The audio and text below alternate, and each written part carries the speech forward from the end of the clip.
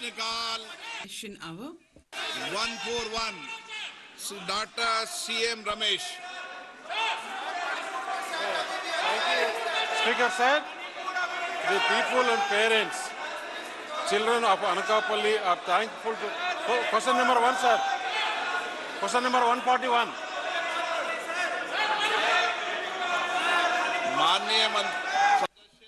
Honorable Minister. Thank you, Speaker sir.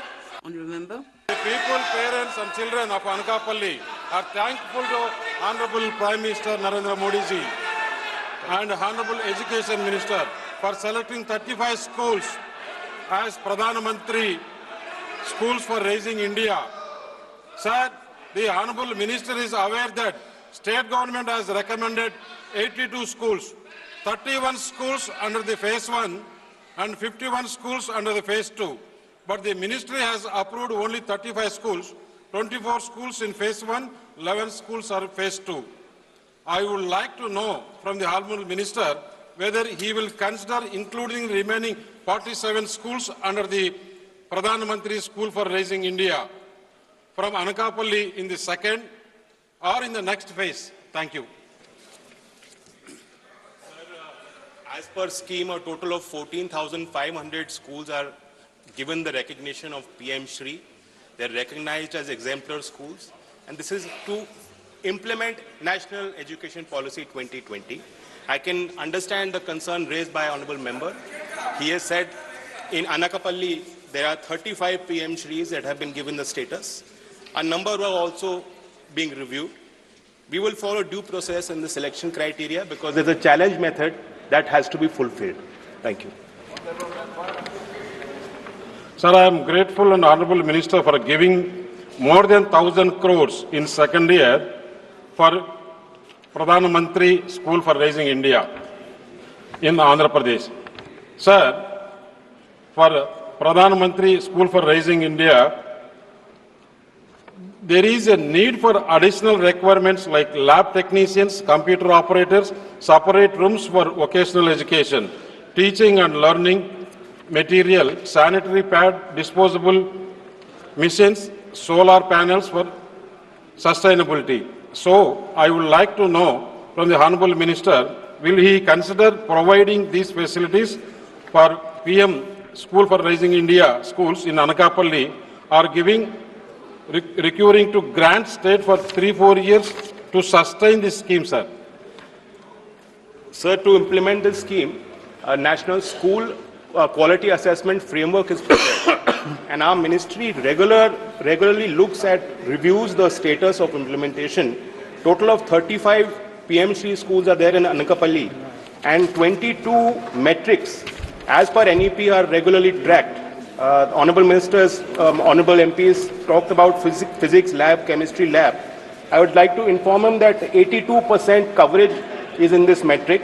And of course, if the state sends a proposal, a firm proposal, we will follow due process. Shri Gurjeet Singh Ojla.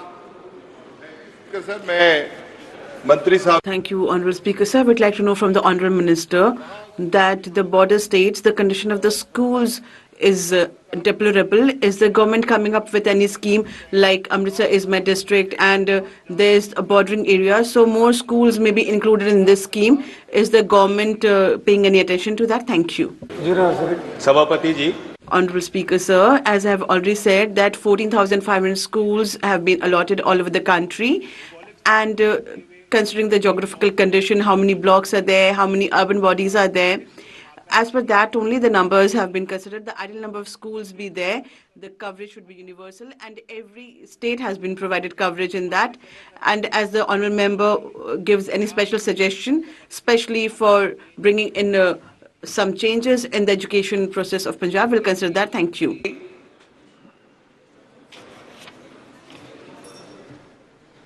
Thank you, Speaker, sir. I would like to ask the Honourable Minister, during the financial year 23-24, about 212 crores was sanctioned, but only 50% was released. And 24-25, about 420 crores were sanctioned and 21% was released.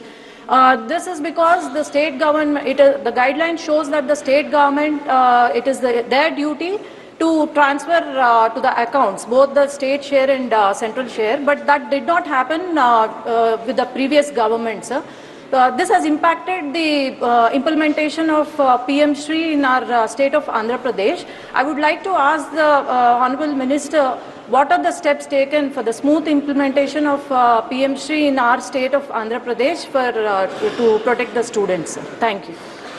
A total of 855 PM Shri schools have been recognized in the state of Andhra Pradesh. Honorable member has spoken about the pace of expenditure as per financial guidelines. Andhra Pradesh in year 24-25, total of 177 crores almost has been released. That's the center share that I'm talking about. Thank you. T. Sumati ji, Dr. T. Sumati. Thank you very much, Speaker, sir. Sir, around 2,000 crores originally meant for Tamil Nadu for PM Shri have been diverted to other states due to the state's opposition to NEP 2020. Sir, through you, I would like to raise concern which has been expressed by our Chief Minister through M.K. Stalin that this is a death knell on cooperative federalism. And sir, through you, I would like to ask the Honorable Minister also that is it right to use the financial allocation which is meant for actually spending the education, the school education children, is it right to use it as a revengeful tool against the state government, which is actually affecting the education of the school children? Sir, What is your question, honorable member? I would like to ask the union government through you, sir, that will it assure the parliament that no state will face fund cuts for rejecting a policy not mandated by law? Okay, Thank you, sir. Honorable Minister.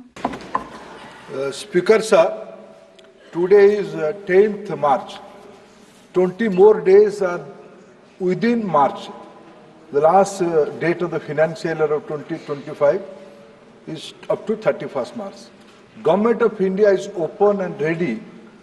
The kind of discussion we had with Tamil Nadu government in previous months, if they will, it's not that they have changed their stand.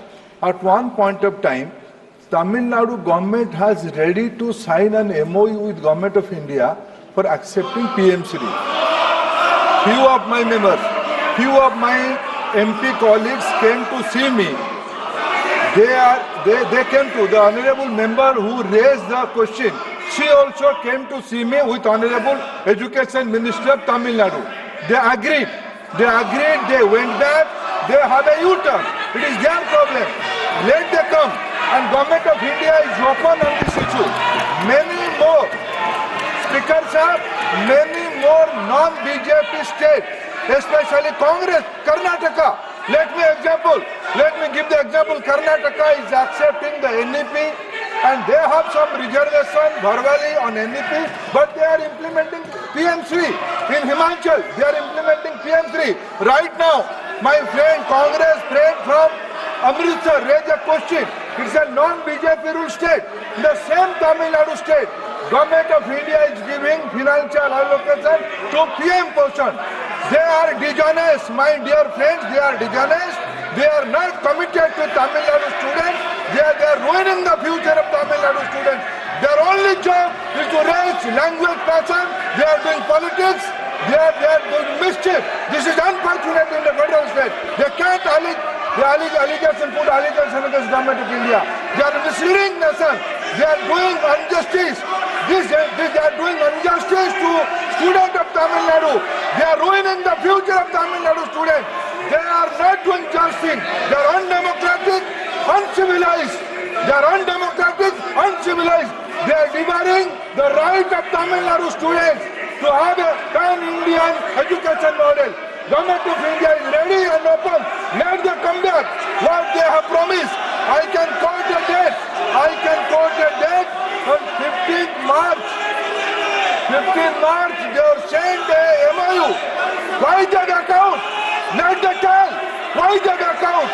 My information, their chief minister was ready to accept that. Some super chief minister, some new person came up. My dear sister Kanimoti is here. Let's be honest to the people of Tamil Nadu. Let's be honest to the people of Tamil Nadu. She only came to me few days. He's the education minister, their education minister came to us. They are dishonest, this unfortunate, this unfortunate in democracy. They are trying to cover up their failure. They are trying to do politics. This is unfortunate, sir. Question number 142, Dr. Nalin Soren. Dr. Nalin Soren. Okay. Dr. Nalin Soren. Dr. Nalin Soren. Question number Nalin Soren. और question चलिए माननीय संस्कृति मंत्री से पूछना। Honorable Speaker, sir, I would like to know from the Honorable Minister of Culture and Tourism that there are a lot of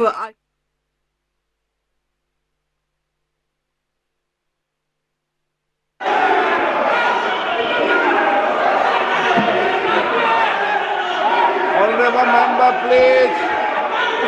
माननीय अध्यक्ष महोदय, माननीय सदस्य ने मैं धन्यवाद करना चाहता हूं कि उन्होंने देश के ऐसी ऐतिहासिक महत्व की धरोहरों के संरक्षण को लेकर के ये महत्वपूर्ण प्रश्न सदन के पटल पर देश के संज्ञान में लाने के लिए रखा है। आपके माननीय सदस्य को मैं प्रश्न बोलने का मौका दिया, आप मंत्री जी का जवाब सुनो, लेकिन ये तरीका ठीक नहीं है आपका कि आप पीठ नीचे करके मंत्री जी से नीचे सदन वहां पे जवाब तलब करो। ऐसा नहीं कर सकते आप, ये गलत परंपरा है, ये गलत संसद की मर्यादाओं को उल्लंघन मत कीजिए। आप इस तरीके का, ये आपका तरीका रवैया उचित नहीं है। प्लीज जाइए अपनी अपनी सीट पर, प्रश्नकाल सुनिए तो जाइए अपनी सीट पर। नो, चलिए। माननीय सभापति महोदय,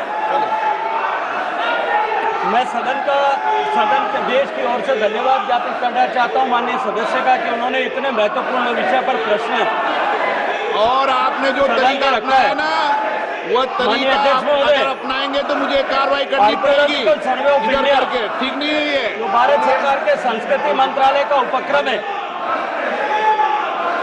आजादी के पहले से 1871 में जब इसकी स्थापना हुई, उससे तब से लेकर के अब तक निरंतर ऐसे महत्वपूर्ण स्थानों के संरक्षण के लिए, उनके रखरखाव के लिए,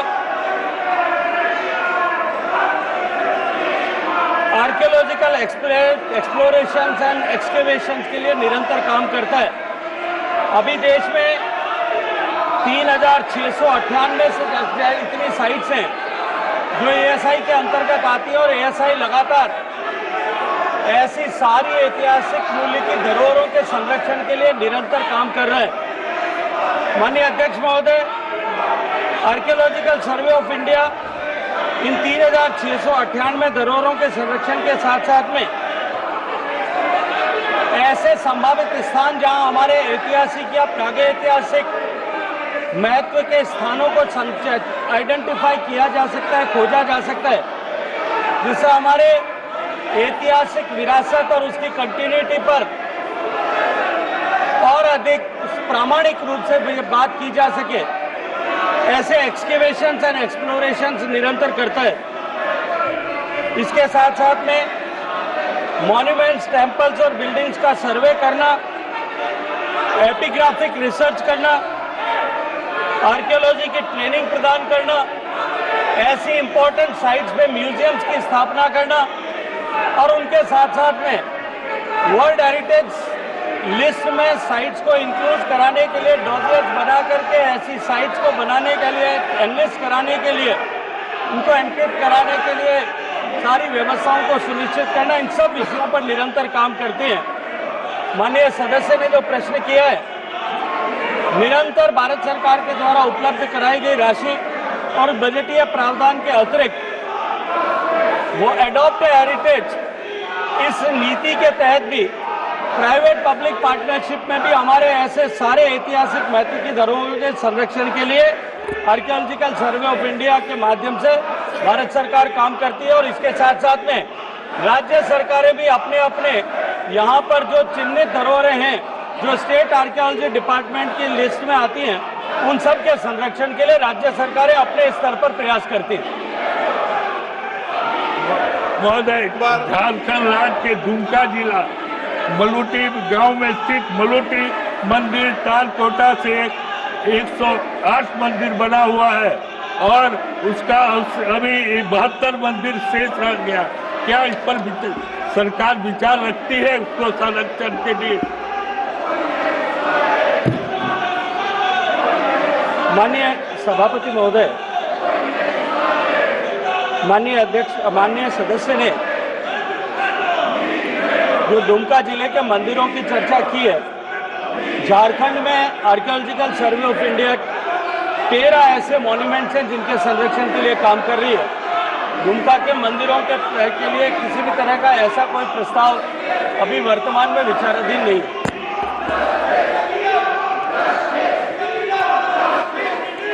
question number 143, doctor Rajesh Mishra.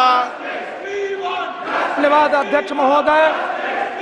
मेरे संसदीय क्षेत्र मध्य प्रदेश के सीधी जिले में सीधी में 10वीं शताब्दी में निर्मित चंद्रेश शिव मंदिर है, जिसका निर्माण चेद वंश के राजा प्रबोध ने कराया था। वर्तमान में यह मंदिर भारतीय पुरातत्व सर्वेक्षण के संरक्षण में है। मंदिर का निर्माण मालवा पत्थर से हुआ था, गर्भगृह गोलाकार है। मंदिर के चारों ओर प्राकृतिक सौंदर्य तथा सुंदर पहाड़ियां हैं। इस स्थान को विकसित करने की क्या योजना है? यदि हाँ, तो तत्संबंधित ब्यौरा क्या है? और मेरे ही जिले में बीरबल की जन्मस्थली तथा साधन स्थली घोघरा स्थान में है, जो अकबर के नवरत्नों में से एक थे।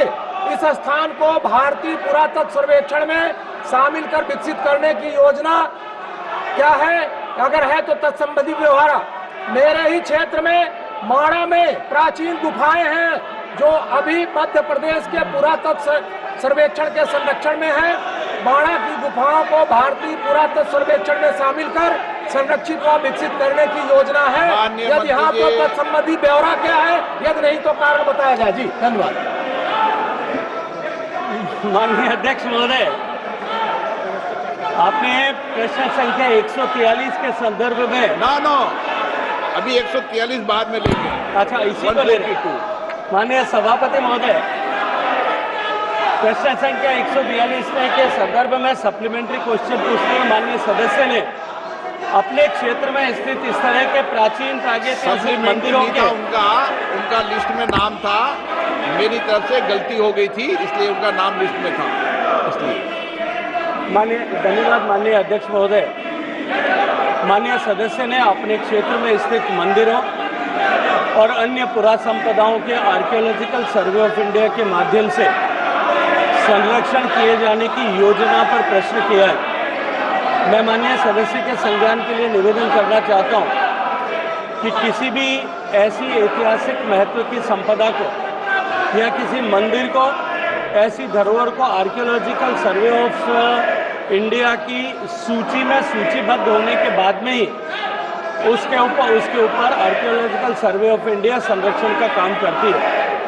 सूचीबद्ध करने की अपनी एक निश्चित तय प्रक्रिया है। राज्य सरकार के द्वारा इस तरह का प्रस्ताव आने के बाद या अन्यथा इस तरह की महत्व के विषय को हमारे रीजनल ऑफिस के द्वारा संसूचित करने के बाद में इस तरह की जो है संपदाओं को उस धरोहर सूची में सम्मिलित किया जाता है। इस तरह का अभी कोई प्रस्ताव जो है माननीय अध्यक्ष महोदय, किसी भी तरह का प्रस्ताव या संरक्षण गतिविधियों को लेकर के न राज्य सरकार से प्रस्ताव प्राप्त हुआ, नहीं कोई ऐसा प्रस्ताव अभी वर्तमान में विचाराधीन है। Question number 143, Shri Asaduddin Owaisi ji. Question number 143 sir. माननीय मंत्री जी।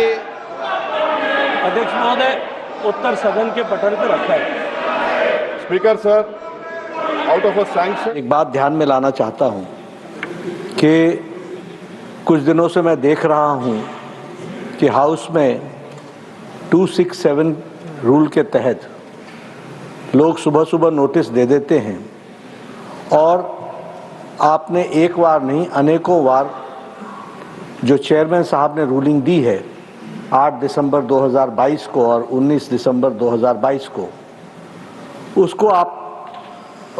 उसको नियम को ध्यान में रखते हुए और उस रूलिंग को ध्यान में रखते हुए आप 267 को रिजेक्ट करते हैं।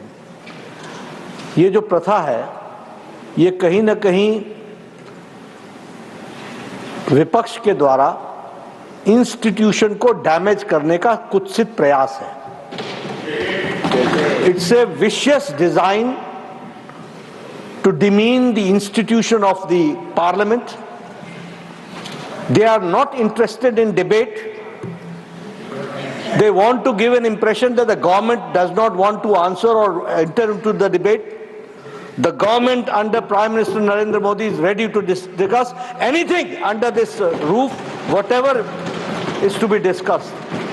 But there are certain rules, there are certain regulations. कुछ नियम होते हैं, कुछ कानून होते हैं जिसके तहत बहस होती है। अगले 10 दिनों तक अभी बजट के हर सब्जेक्ट पर डिस्कस होनी है। हम लोग डिस्कशन के लिए तैयार हैं। उसमें सबको बहुत मौका मिलने वाला है। इनकी समय संख्या के साथ जितना भी मौका मिलेगा इनको मिलेगा। There is a provision of short duration discussion, there is a provision of long duration discussion. ये नियम पढ़ते नहीं। I have been the leader of the BJP in Himachal Pradesh in the Vidhan Sabha as an opposition, and during their regime I have got the best legislature award also. कानून तो पढ़ना सीखो, चर्चा करना तो सीखो। ये गैर जिम्मेदाराना व्यवहार है विपक्ष का और ये भारतीय संविधान, भारतीय संसद को एक तरीके से देश के सामने इस इंस्टीट्यूशन को मेलाइन करने का तरीका है। मैं चाहूंगा इंक्लूडिंग लीडर ऑफ ऑपोजिशन इनका एक रिफ्रेशर कोर्स कराया जाए। They should go for a refresher course, they should understand the rules and the regulations and they should come and the government is ready to discuss anything. कोई भी बात कहेंगे उसको हम डिस्कस करने के लिए तैयार हैं। इसलिए मैं इनके वॉकआउट को घोर निंदा और गैर जिम्मेदाराना व्यवहार मानता हूं और आगे इनको सुबुद्धि मिले ऐसी मैं ईश्वर से प्रार्थना करता हूं। और देश को मैं ये बताना चाहता हूं कि मोदी जी के नेतृत्व में चलने वाली सरकार हर तरीके के चर्चा के लिए तैयार है और देश को जिम्मेवारी तरीके से मोदी जी के नेतृत्व में देश सिर्फ इस देश की छवि दुनिया में स्थापित हुई है, इसको भी